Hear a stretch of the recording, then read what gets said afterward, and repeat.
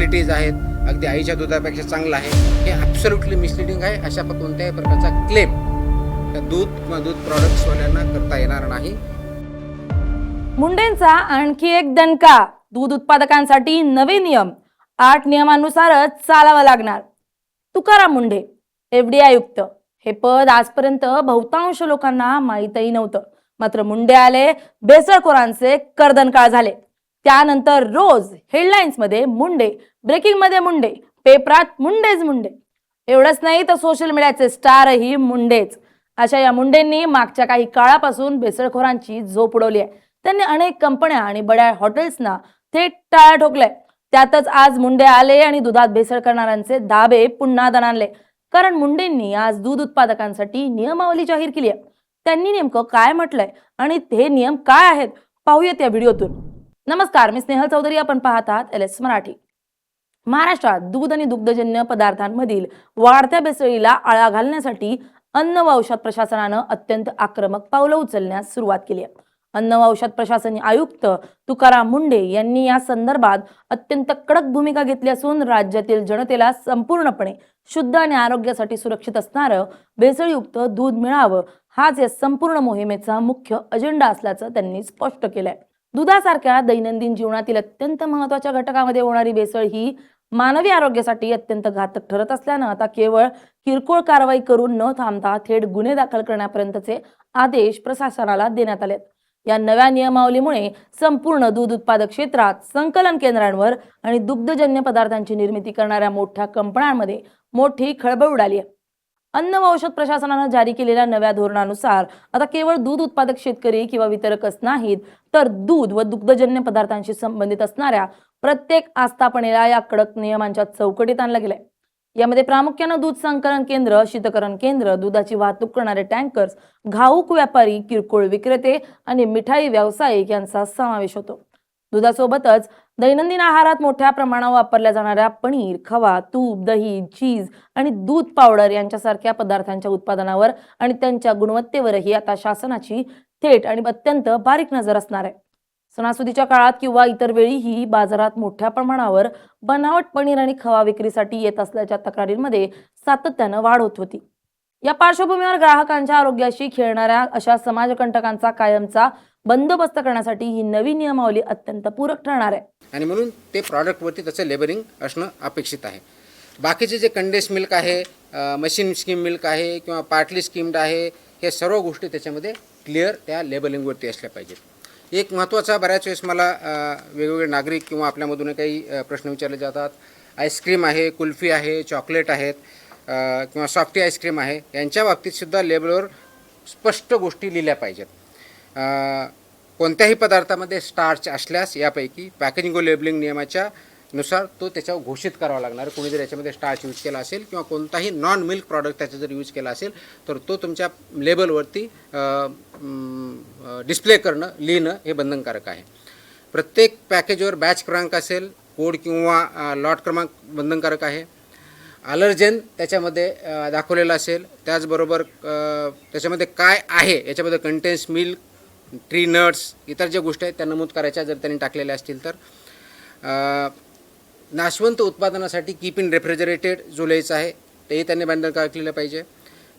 दूध पावडरसाठी store in cool, dry place in an airtight container, ही त्याच्यावरती मॅन्डेटरी कंडिशन आहे ती लिहिली पाहिजे. आणि हे सामान ठेवताना म्हणजे फूड प्रॉडक्ट ठेवताना त्याची काळजी जे युजर्स आहेत त्यांनी पण घेतली पाहिजे.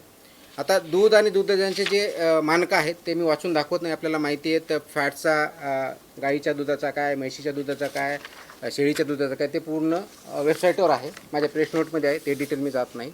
एफडीए आयुक्त तुकाराम मुंढे यांनी पदभार स्वीकारल्यापासूनच प्रशासकीय शिस्त आणि कडक कारवाईसाठी ओळखले जातात. दुग्ध व्यवसायातील मोठ्या प्रमाणावर चालणारी ही संघटित भेसळ रोखण्यासाठी त्यांनी सर्व यंत्रणांना सतर्क राहण्याचे आणि कोणत्याही दबावाला बळी न पडता थेट कारवाई करण्याचे निर्देश दिलेत. या नव्या नियमानुसार राज्यातील प्रत्येक दुग्धजन्य पदार्थाच्या आस्थापनेला भारतीय अन्न सुरक्षा आणि मानके प्राधिकरण अर्थात FSSAI कडून अधिकृत नोंदणी आणि परवाना घेणं बंधनकारक करण्यात आले. ज्या आस्थापनांकडे वैध परवाना नसेल किंवा ज्या नियमांचे उल्लंघन करताना आढळतील त्यांच्यावर तात्काळ बंदी घातली जाईल आणि त्यांची दुकानं अथवा कारखाने सील केले जातील. त्यामुळे अधिकृत आणि प्रामाणिकपणे व्यवसाय करणाऱ्या व्यावसायिकांना संरक्षण मिळेल, तर दुसरीकडे बनावट काम करणाऱ्यांचं कंबरडं मोडेल. अतिशयोक्ती दावा करता येणार नाही. आपण जे लेबलिंग करू किंवा ॲडव्हर्टाईज करताना ह्या कोणत्याही गोष्टी याच्यामध्ये चालणार नाही. कारण आमचे A1 आहे, A2 आहे, याच्यामध्ये असे क्वालिटीज आहेत, अगदी आईच्या दुधापेक्षा चांगलं आहे, हे ॲब्सोल्युटली मिसलिडिंग आहे. अशा कोणत्याही प्रकारचा क्लेम या दूध किंवा दूध प्रॉडक्ट्सवाल्यांना करता येणार नाही.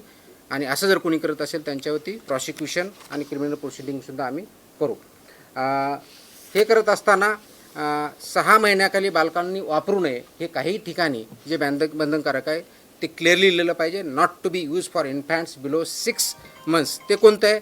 कंडेन्स स्किम मिल्क जे आहे त्या पद्धतीने बघितलं म्हणजे नाही, हे बाबतीत आहे. दूध पावडर, स्कीम मिल्क पावडर, गोड किंवा फ्लेवर कंडेन्स मिल्क तसेच द्रवरूप दूध पदार्थ करण्यासाठी पुनर्गठित करता येणाऱ्या तत्सम उत्पादनावर हे वाक्य महत्त्वाचं आहे. Not to be use for infants below 6 months हे मॅन्डेटरी आहे.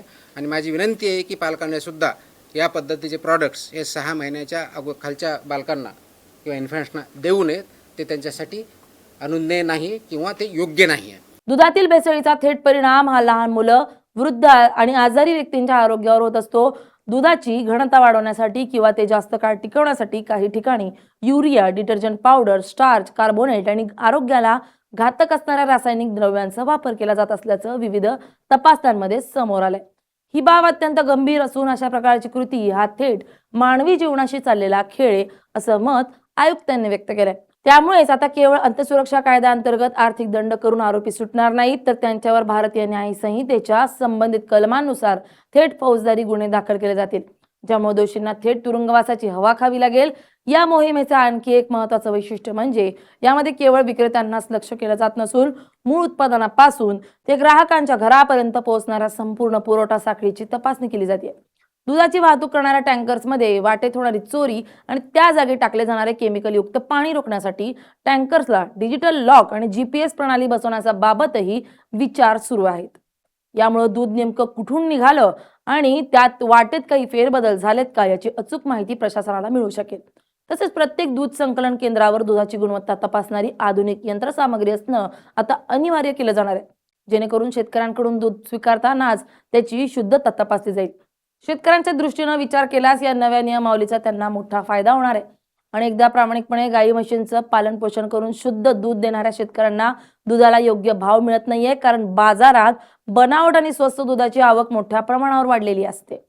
जेव्हा ही बनावट दुधाची साखळी पूर्णपणे नष्ट होईल तेव्हा साहजिकच शुद्ध दुधाची मागणी वाढेल आणि त्याचा थेट फायदा ग्रामीण भागातील कष्टकरी दूध उत्पादक शेतकऱ्याला मिळेल. शेतकऱ्यांना त्यांच्या दुधाचा योग्य आणि वाजवी मोबदला मिळवून देणे हे देखील या मोहिमेचे एक मुख्य उद्दिष्ट असल्याचं प्रशासनाकडून सांगण्यात आलंय. अन्न व औषध प्रशासनानं आपल्या प्रयोगशाळांचे अद्ययावतीकरण करण्याचं कामही हाती घेतलंय. अनेकदा दुधाचे नमुने घेतल्यानंतर त्याचा अहवाल घेण्यासाठी अनेक दिवस किंवा महिने लागतात, ज्याचा फायदा संशयित आरोपींना मिळतो. ही त्रुटी दूर करण्यासाठी आता जलद तपासणी करणाऱ्या किट्सचा वापर वाढवला जातोय. मोबाईल व्हॅनच्या माध्यमातून बाजारपेठांमध्ये थेट जाऊन दुधाची ऑन द स्पॉट तपासणी केली जाते, ज्यामुळे काही मिनिटातच दुधाची भेसळ समोर येते आणि प्रशासनाला तातडीनं कारवाई करणं शक्य होतं. पनीर, चीज आणि खवा यांच्यासारख्या पदार्थांमध्ये मोठ्या प्रमाणावर व्हेजिटेबल फॅट किंवा निकृष्ट दर्जाचं स्टार्च मिसळलं जातं. सणांच्या काळात मिठाई बनवण्यासाठी खव्याला प्रचंड मागणी असते आणि नेमका याच संधीचा फायदा घेऊन काही नफेखोर व्यावसायिक कृत्रिम खवा तयार करतात. अशा उत्पादकांवर नियंत्रण ठेवण्यासाठी आता उत्पादनाच्या ठिकाणचे व्हिडिओ रेकॉर्डिंग आणि कच्च्या मालाची खरेदी विक्रीची पावती तपासणं बंधनकारक केलं जात आहे. उत्पादकांनी नेमका कुठून आणि किती कच्चा माल आणलाय आणि त्यापासून किती उत्पादन केलंय याचा संपूर्ण हिशोब आता प्रशासनाला द्यावा लागणार आहे. दुसरा उद्देश माझा आणि तो महत्त्वाचा उद्देश आहे की लोकांमध्ये जागृती तयार झालेली पाहिजे, अवेअरनेस झाला पाहिजे की याच्या माध्यमातून होईल, त्यांनाही ह्या गोष्टी कळतील, त्यांनी क्वेश्चन करावेत. त्याच्यामुळे आपण एखादी गोष्ट विकत घेताना ती योग्य आहे का, ते पॅकेज वाचावं, त्याच्यामध्ये एक्सपायरी डेट आहे का, त्याचे कॉन्स्टिट्युएंट काय आहेत, ते फक्त समोरच्या पार्टला न करता पाठीमागचाही पार्ट बघा. कारण पॅकेजिंग 3 साईडने होतं, समोरच्या बाजूने साईडने आणि पाठीमागच्या साईडने. तर ह्या ठिकाणी काय लिहिलेलं आहे ते पण वाचावं, तर ते वाचणं आणि आम्ही रेग्युलेट करणं. तर हे इज अ कंबाईन ॲक्टिव्हिटी. जिथं काही असं असेल तर डेफिनेटली आपल्याला जे मीन्स दिलेले आहेत त्या माध्यमातून आमच्यापर्यंत आलं तर आम्ही कारवाई करू. आम्ही सुमोटोही कारवाई करतो, कंप्लेंटच्या माध्यमातून करतो, इंटेलिजन्सच्या माध्यमातून करतो. त्याच्यामुळं it is a collective responsibility. तर प्रत्येक माणसापर्यंत मी पोहोचू शकत नाही, पण रिअल माणूस आमच्यापर्यंत ह्या माध्यमातून पोहोचू शकतो, कंप्लेंटच्या माध्यमातून, ऑनलाईनच्या माध्यमातून, फोनच्या माध्यमातून तो पोहोचू शकतो. अशा जर काही चुकीच्या गोष्टी घडत असतील तर definitely please point it out, will work on that. ग्राहकांमध्ये जागृती निर्माण करण्यासाठी विविध स्तरांवर मोहिमा राबवल्या जात होत्या. घरच्या घरी दुधातील पाण्याची किंवा रासायनिक द्रव्यांची भेसळ कशी ओळखावी याचे सोपे उपाय नागरिकांना सांगितले जात आहेत. त्याचप्रमाणे नागरिकांना आपल्या भागातील भेसळीची तक्रार थेट प्रशासनाकडे करता यावी यासाठी एक विशेष हेल्पलाईन क्रमांक 1800222365 जारी करण्यात आलाय. या हेल्पलाईनवर येणाऱ्या तक्रारींची दखल घेऊन अत्यंत गोपनीयतेनं आणि तातडीनं धाडी टाकल्या जातील. तसेच तक्रार करणाऱ्या नागरिकाचे नाव पूर्णपणे गुप्त ठेवलं जाईल अशी ग्वाही आयुक्त तुकाराम मुंढे यांनी दिली आहे. तुकाराम मुंढे यांच्या नेतृत्वाखाली सुरू झालेली ही मोहीम केवळ तात्पुरती कारवाई नसून राज्यातील दुग्ध व्यवसायाचे आरोग्य सुधारण्यासाठी आणि ग्राहकांच्या हिताचं रक्षण करण्यासाठी सुरू झालेला एक दीर्घकालीन लढा आहे.